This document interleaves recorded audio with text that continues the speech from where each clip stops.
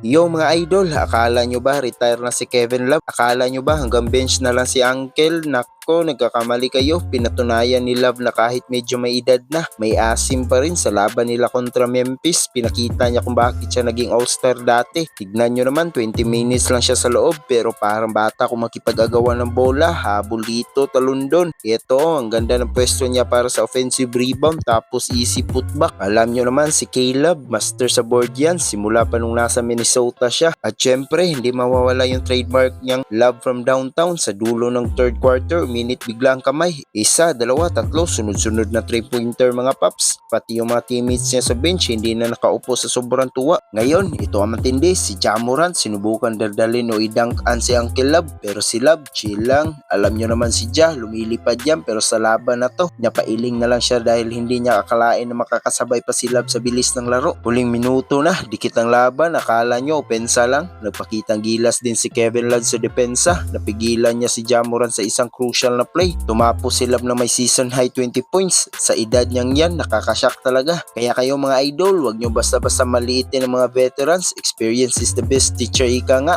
Ano sa tingin nyo? May asim pa ba si Kevin Love o tsamba lang to? Comment nyo na yan sa baba. Don't forget to like and subscribe para mas marami pang basketball kwentuhan. Peace out!